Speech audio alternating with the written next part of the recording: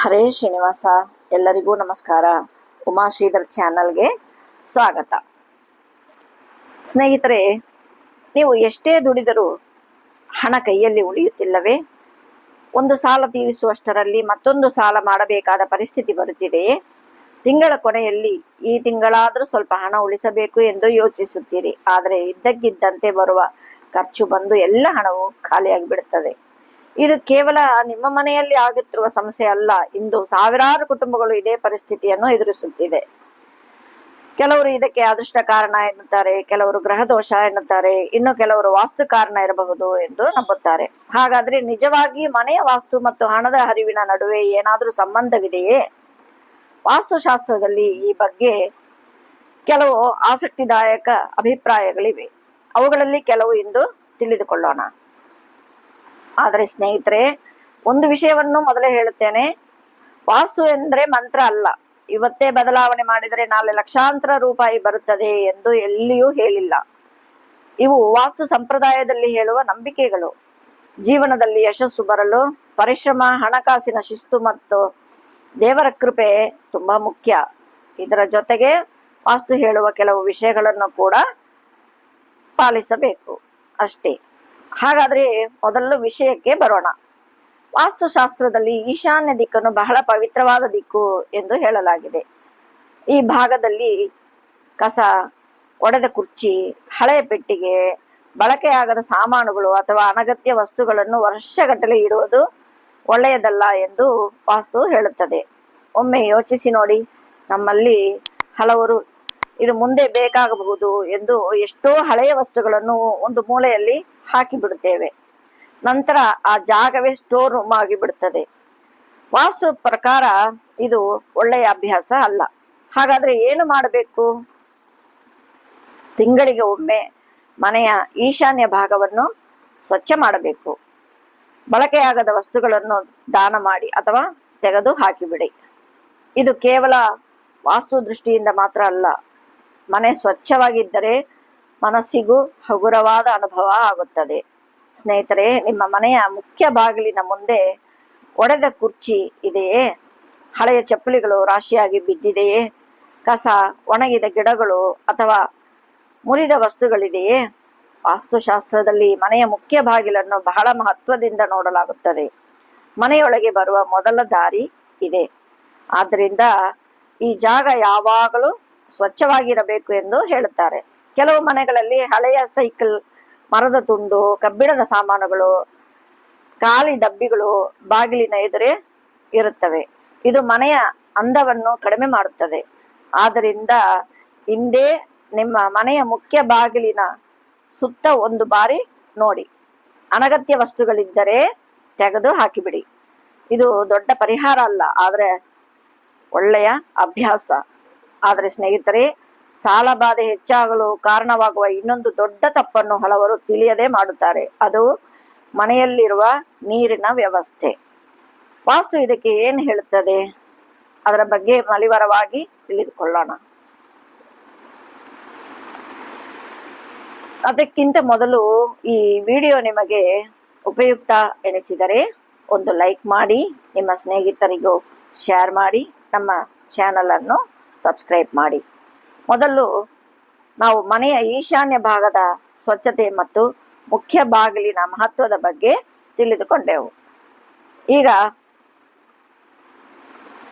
ಮನೆಯಲ್ಲಿರುವ ನೀರಿನ ವ್ಯವಸ್ಥೆ ಬಗ್ಗೆ ಇನ್ನೂ ಕೆಲವು ವಿಷಯಗಳನ್ನು, ಇದೀಗ ಹಲವರಿಗೆ ಗೊತ್ತಿಲ್ಲದ ವಿಷಯಗಳನ್ನು ಕೂಡ ನೋಡೋಣ. ಸ್ನೇಹಿತರೆ, ವಾಸ್ತುಶಾಸ್ತ್ರದಲ್ಲಿ ನೀರಿಗೆ ಬಹಳ ಮಹತ್ವ ನೀಡಲಾಗಿದೆ. ಮನೆಯ over head tank, underground water tank, ಬಾವಿ ಅಥವಾ ಬೋರ್ವೆಲ್ ಯಾವ ದಿಕ್ಕಿನಲ್ಲಿ ಇದೆ ಎನ್ನುವುದನ್ನು ವಾಸ್ತು ಪರಿಗಣಿಸುತ್ತದೆ. ಸಾಮಾನ್ಯವಾಗಿ ಉತ್ತರ ಅಥವಾ ಈಶಾನ್ಯ ಭಾಗದಲ್ಲಿ ನೀರಿನ ವ್ಯವಸ್ಥೆ ಇದ್ದರೆ ಉತ್ತಮ ಎಂದು ವಾಸ್ತು ಹೇಳುತ್ತದೆ. ಆದರೆ ಒಂದು ವಿಷಯವನ್ನು ಇಲ್ಲಿ ಸ್ಪಷ್ಟವಾಗಿ ಹೇಳಬೇಕು. ಈಗಾಗಲೇ ಮನೆ ಕಟ್ಟಿಸಿಕೊಂಡಿದ್ದರೆ ಈ ಕಾರಣಕ್ಕೆ ಮನೆ ಒಡೆಯುವುದು ಅಥವಾ ಸಾವಿರಾರು ರೂಪಾಯಿ ಖರ್ಚು ಮಾಡಿ ಬದಲಾವಣೆ ಮಾಡುವುದು ಸೂಕ್ತವಲ್ಲ. ಹೊಸ ಮನೆ ಕಟ್ಟುವವರು ಮಾತ್ರ ಈ ವಿಷಯವನ್ನು ಮೊದಲೇ ಗಮನಿಸಬಹುದು. ಕನ್ನಡಿ ಎಲ್ಲೆಂದರಲ್ಲಿ ಹಾಕಬೇಡಿ. ಇತ್ತೀಚೆಗೆ ಮನೆ ಅಲಂಕಾರಕ್ಕಾಗಿ ದೊಡ್ಡ ದೊಡ್ಡ ಕನ್ನಡಿಗಳನ್ನು ಹಾಕುವುದು ಸಾಮಾನ್ಯವಾಗಿದೆ. ಆದರೆ ವಾಸ್ತು ಪ್ರಕಾರ ಪ್ರತಿಯೊಂದು ಗೋಡೆಯು ಕನ್ನಡಿಗೆ ಸೂಕ್ತವಲ್ಲ ಎಂದು ಹೇಳುತ್ತಾರೆ. ಕೆಲವರು ಈಶಾನ್ಯ ಭಾಗದಲ್ಲಿ ಕನ್ನಡಿ ಇಟ್ಟರೆ ಬೆಳಕು ಹೆಚ್ಚಾಗಿ ಮನೆ ವಿಶಾಲವಾಗಿ ಕಾಣುತ್ತದೆ ಎಂದು ನಂಬುತ್ತಾರೆ. ಇನ್ನೊಂದು ಮುಖ್ಯ ವಿಷಯ, ಒಡೆದ ಅಥವಾ ಬಿರುಕು ಬಿದ್ದ ಕನ್ನಡಿಯನ್ನು ಮನೆಯಲ್ಲಿ ಇಡಬೇಡಿ ಎಂದು ವಾಸ್ತು ಹೇಳುತ್ತದೆ. ಹಾಗೆಯೇ ತುಂಬಾ ಮಸುಕಾದ ಕಳೆ ಬಿದ್ದ ಕನ್ನಡಿಯನ್ನು ಬದಲಾಯಿಸುವುದು ಉತ್ತಮ. ಇದು ಕೇವಲ ವಾಸ್ತು ಕಾರಣಕ್ಕೆ ಮಾತ್ರ ಅಲ್ಲ, ಮನೆಯ ಸ್ವಚ್ಛತೆ ಮತ್ತು ಅಂದಕ್ಕೂ ಒಳ್ಳೆಯದು.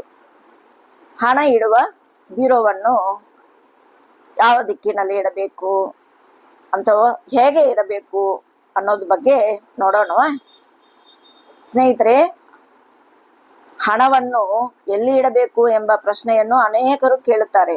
ವಾಸ್ತು ಪ್ರಕಾರ ಬೀರೋ ಅಥವಾ ಲಾಕರ್ ಅನ್ನು ನೈಋತ್ಯ ಭಾಗದಲ್ಲಿ ಇಟ್ಟು ಅದರ ಬಾಗಿಲು ಉತ್ತರದ ಕಡೆ ತೆರೆಯುವಂತೆ ಇದ್ದರೆ ಶುಭ ಎಂದು ಕೆಲವರು ನಂಬುತ್ತಾರೆ. ಇದರ ಜೊತೆಗೆ ಮತ್ತೊಂದು ಒಳ್ಳೆಯ ಅಭ್ಯಾಸವನ್ನು ರೂಢಿಸಿಕೊಳ್ಳಿ.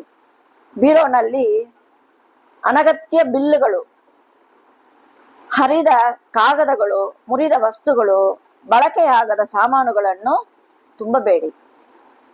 ಹಣ ಇಡುವ ಜಾಗ ಸ್ವಚ್ಛವಾಗಿದ್ದರೆ ವಸ್ತುಗಳನ್ನು ಹುಡುಕಲು ಸುಲಭವಾಗುತ್ತದೆ ಮತ್ತು ಹಣಕಾಸಿನ ಶಿಸ್ತು ಕೂಡ ಬೆಳೆಸುತ್ತದೆ.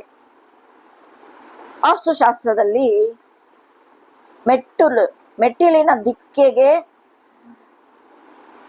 ಯಾವ ಕಡೆ ಇರಬೇಕು ಅಂತ ಕೂಡ ಹೇಳುತ್ತದೆ.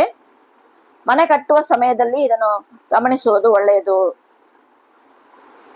ಆದರೆ ಈಗಾಗಲೇ ನಿರ್ಮಾಣವಾದ ಮನೆಯಲ್ಲಿ ಕೇವಲ ಈ ಕಾರಣಕ್ಕೆ ಮೆಟ್ಟಿಲುಗಳನ್ನು ಒಡೆದು ಬದಲಾಯಿಸುವುದು ಅನಿವಾರ್ಯ ಎಂದು ಹೇಳಲಾಗುವುದಿಲ್ಲ. ಹೊಸ ಮನೆ ಕಟ್ಟುವವರು ವಾಸ್ತು ತಿಳಿದವರ ಸಲಹೆ ಪಡೆದು ಯೋಜನೆ ರೂಪಿಸಬಹುದು. ಒಂದು ಚಿಕ್ಕ ಘಟನೆ. ಒಬ್ಬರು ಯಾವಾಗಲೂ ಹಣ ಬರುತ್ತದೆ ಆದರೆ ಉಳಿಯುವುದೇ ಇಲ್ಲ ಎಂದು ಬೇಸರ ಪಡುತ್ತಿದ್ದರು. ನಂತರ ಅವರು ತಮ್ಮ ಮನೆಯಲ್ಲಿದ್ದ ಹಳೆಯ ಬಳಕೆಯಾಗದ ವಸ್ತುಗಳನ್ನು ತೆಗೆದು ಮುಖ್ಯ ಬಾಗಿಲನ್ನು ಸ್ವಚ್ಛವಾಗಿಟ್ಟರು. ಜೊತೆಗೆ ಅನಗತ್ಯ ಖರ್ಚಿನ ಪಟ್ಟಿಯನ್ನು ಬರೆದರು. ಕೆಲವು ತಿಂಗಳುಗಳ ನಂತರ ಅವರು ಹೇಳಿದ್ದು ಒಂದು ಮಾತು, ಮನೆ ಮಾತ್ರವಲ್ಲ, ನಮ್ಮ ಯೋಚನೆಯೂ ಬದಲಾಯಿತು. ಇಲ್ಲಿಯೂ ಗಮನಿಸಬೇಕಾದ ವಿಷಯ ಏನೆಂದರೆ, ಬದಲಾವಣೆ ತಂದದ್ದು ಕೇವಲ ವಾಸ್ತು ಅಲ್ಲ, ಉತ್ತಮ ಅಭ್ಯಾಸಗಳು ಕೂಡ. ಆದರೆ ಸ್ನೇಹಿತರೆ, ವಾಸ್ತು ಪ್ರಕಾರ ಸಾಲ ಬಾಧೆ ಹೆಚ್ಚಾಗಲು ಕಾರಣವಾಗುವ ಇನ್ನೂ ಒಂದು ವಿಷಯ ಇದೆ. ಅದು ಮನೆಯ ನೈಋತ್ಯ ಭಾಗ ಮತ್ತು ಉತ್ತರ ದಿಕ್ಕಿನ ಸ್ವಚ್ಛತೆ. ಇದರ ಜೊತೆಗೆ ಸಾಲ ಕಡಿಮೆ ಮಾಡಲು ಕೆಲವರು ಯಾಕೆ ಮಂಗಳವಾರವೇ ಕಂತು ಪಾವತಿಸಿ ಎಂದು ಹೇಳುತ್ತಾರೆ. ಈ ವಿಷಯಗಳನ್ನು ವಿವರವಾಗಿ ತಿಳಿದುಕೊಳ್ಳೋಣವೇ ಸ್ನೇಹಿತರೆ. ಇದುವರೆಗೆ ನಾವು ಮನೆಯ ಈಶಾನ್ಯ ಭಾಗ, ಮುಖ್ಯ ಬಾಗಿಲು, ನೀರಿನ ವ್ಯವಸ್ಥೆ, ಕನ್ನಡಿ, ಬೀರೋ ಮತ್ತು ಮೆಟ್ಟಿಲುಗಳ ಬಗ್ಗೆ ತಿಳಿದುಕೊಂಡೆವು. ಈಗ ಉಳಿದಿರುವ ಕೆಲವು ಪ್ರಮುಖ ವಿಷಯಗಳನ್ನು ನೋಡೋಣ. ಮನೆಯ ನೈಋತ್ಯ ಭಾಗ. ವಾಸ್ತುಶಾಸ್ತ್ರದಲ್ಲಿ ನೈಋತ್ಯ ದಿಕ್ಕನ್ನು ಸ್ಥಿರತೆಯ ದಿಕ್ಕು ಎಂದು ಪರಿಗಣಿಸಲಾಗುತ್ತದೆ. ಆದ್ದರಿಂದ ಈ ಭಾಗ ಯಾವಾಗಲೂ ಗಟ್ಟಿಯಾಗಿ, ಸ್ವಚ್ಛವಾಗಿ ಮತ್ತು ವ್ಯವಸ್ಥಿತವಾಗಿರಬೇಕು ಎಂದು ಹೇಳುತ್ತಾರೆ. ಕೆಲವು ವಾಸ್ತು ಅಭಿಪ್ರಾಯಗಳ ಪ್ರಕಾರ ಈ ಭಾಗದಲ್ಲಿ ಯಾವಾಗಲೂ ನೀರು ಸೋರುತ್ತಿದ್ದರೆ, ಗೋಡೆ ಒದ್ದೆಯಾಗಿದ್ದರೆ ಅಥವಾ ಹಳೆಯ ಸಾಮಾನುಗಳನ್ನು ತುಂಬಿಟ್ಟಿದ್ದರೆ ಅದು ಒಳ್ಳೆಯದಲ್ಲ ಎಂದು ವಾಸ್ತು ಹೇಳುತ್ತದೆ. ಆದ್ದರಿಂದ ಈ ಭಾಗದಲ್ಲಿ ಗೋಡೆ ಒದ್ದೆಯಾಗಿದ್ದರೆ, ನೀರು ಸೋರುತ್ತಿದ್ದರೆ ಅಥವಾ ಅನಗತ್ಯ ಸಾಮಾನುಗಳು ತುಂಬಿದ್ದರೆ ಅವುಗಳನ್ನು ಸರಿಪಡಿಸುವುದು ಒಳ್ಳೆಯದು. ಉತ್ತರ ದಿಕ್ಕಿನಲ್ಲಿ ಕಸ ಇಡಬೇಡಿ. ಕೆಲವು ಮನೆಗಳಲ್ಲಿ ಉತ್ತರ ಭಾಗವೇ ಸ್ಟೋರ್ ರೂಮ್ ಆಗಿರ್ತದೆ. ಹಳೆಯ ಪ್ಲಾಸ್ಟಿಕ್ ಡಬ್ಬಿಗಳು, ಮುರಿದ ಕುರ್ಚಿಗಳು, ಹಾಳಾದ ಅಗತ್ಯವಿಲ್ಲದ ಸಾಮಾನುಗಳು, ಹೀಗೆ ಅನಗತ್ಯ ವಸ್ತುಗಳನ್ನು ವರ್ಷಗಟ್ಟಲೆ ಇಡುತ್ತಾರೆ. ವಾಸ್ತು ಪ್ರಕಾರ ಇದು ಶುಭಕರ ಅಲ್ಲ ಎಂದು ಹೇಳುತ್ತಾರೆ. ಒಮ್ಮೆ ನಿಮ್ಮ ಮನೆಯ ಉತ್ತರ ಭಾಗವನ್ನು ಗಮನಿಸಿ. ಅಗತ್ಯವಿಲ್ಲದ ವಸ್ತುಗಳಿದ್ದರೆ ಅವುಗಳನ್ನು ಬೇರ್ಪಡಿಸಿ. ಇದರಿಂದ ಮನೆಗೆ ವಿಶಾಲತೆ ಬರುತ್ತದೆ, ಸ್ವಚ್ಛತೆಯು ಹೆಚ್ಚುತ್ತದೆ. ಮತ್ತು ಮಂಗಳವಾರ ಸಾಲದ ಕಂತು ಪಾವತಿಸುವ ಬಗ್ಗೆ ನೋಡೋಣ. ಕೆಲವು ಸಂಪ್ರದಾಯಗಳಲ್ಲಿ ಮಂಗಳವಾರ ಸಾಲದ ಒಂದು ಚೂರು ಹಣ, ಅಂದ್ರೆ ನಮಗೆ ಎಷ್ಟು ಆಗತ್ತೋ, ಎಷ್ಟು ಕೈಲಾಗತ್ತೋ ಸ್ವಲ್ಪವಾದರೂ ಸಾಲದ ಹಣ ಕೊಟ್ಟರೆ ಒಳ್ಳೆಯದು ಅಂತ ನಂಬುತ್ತಾರೆ. ಇದನ್ನು ಎಲ್ಲರೂ ಕಡ್ಡಾಯವಾಗಿ ಪಾಲಿಸಬೇಕು ಎಂಬ ನಿಯಮ ಅಲ್ಲ. ಸ್ನೇಹಿತರೆ, ಒಂದು ವಿಷಯ ನೆನಪಿಡಿ, ಸಾಲ ತೆಗೆದುಕೊಳ್ಳುವುದು ಸುಲಭ, ಆದರೆ ಅದನ್ನು ಸಮಯಕ್ಕೆ ಸರಿಯಾಗಿ ಕೈಲಾದಷ್ಟು ಸ್ವಲ್ಪ ಸ್ವಲ್ಪವಾಗಿ ಕೊಟ್ಟು ಬಂದರೆ ನಂತರ ತೊಂದರೆ ಕಡಿಮೆ ಆಗುತ್ತದೆ. ಹೀಗೆ ಮಾಡಿದರೆ ನಿಧಾನವಾಗಿ ಸಾಲ ಕಡಿಮೆ ಮಾಡಿಕೊಳ್ಳಬಹುದು. ಕೊನೆಯ ಮಾತು ಸ್ನೇಹಿತರೆ, ವಾಸ್ತುಶಾಸ್ತ್ರದಲ್ಲಿ ಹೇಳಿರುವ ಈ ವಿಷಯಗಳನ್ನು ಹಲವರು ನಂಬಿಕೆಯಿಂದ ಪಾಲಿಸುತ್ತಾರೆ. ನಂಬಿಕೆ ಇರುವವರು ತಮ್ಮ ಪರಿಸ್ಥಿತಿಗೆ ತಕ್ಕಂತೆ ಅದನ್ನು ಅನುಸರಿಸಬಹುದು. ಆದರೆ ಯಾವುದೇ ವಾಸ್ತು ಬದಲಾವಣೆ ಮಾಡುವ ಮೊದಲು ಅನಗತ್ಯವಾಗಿ ದೊಡ್ಡ ಖರ್ಚು ಮಾಡಬೇಡಿ. ಜೀವನದಲ್ಲಿ ಸಾಲ ಕಡಿಮೆಯಾಗಲು ಮುಖ್ಯವಾದದ್ದು ಆದಾಯಕ್ಕೆ ತಕ್ಕಂತೆ ಖರ್ಚು ಮಾಡುವುದು, ಅನಗತ್ಯ ಸಾಲವನ್ನು ತಪ್ಪಿಸುವುದು, ಸಮಯಕ್ಕೆ ಸರಿಯಾಗಿ ಸಾಲವನ್ನು ತಿರುಗಿಸಿ ಕೊಡುವುದು, ಮನೆಯಲ್ಲೂ ಹಣಕಾಸಿನ ಶಿಸ್ತನ್ನು ಬೆಳೆಸುವುದು. ಇವೆಲ್ಲವೂ ಸಾಲದ ಬಾಧೆಯನ್ನು ಕಡ್ಡಾಯವಾಗಿ ಕಡಿಮೆ ಮಾಡುತ್ತದೆ. ಸ್ನೇಹಿತರೆ, ಈ ಮಾಹಿತಿ ನಿಮಗೆ ಉಪಯುಕ್ತವೆನಿಸಿದರೆ ನಿಮ್ಮ ಕುಟುಂಬದವರಿಗೂ ಮತ್ತು ಸ್ನೇಹಿತರಿಗೂ ಹಂಚಿಕೊಳ್ಳಿ. ಇಂತಹ ಉಪಯುಕ್ತ ಧಾರ್ಮಿಕ ಆಚಾರ ಮತ್ತು ವಾಸ್ತು ವಿಷಯಗಳನ್ನು ತಿಳಿಯಲು ನಮ್ಮ ಚಾನಲನ್ನು ಸಬ್ಸ್ಕ್ರೈಬ್ ಮಾಡಿ. ಧನ್ಯವಾದಗಳು. ಹರೇ ಶ್ರೀನಿವಾಸ. ಶ್ರೀಕೃಷ್ಣಾರ್ಪಣಮಸ್ತು.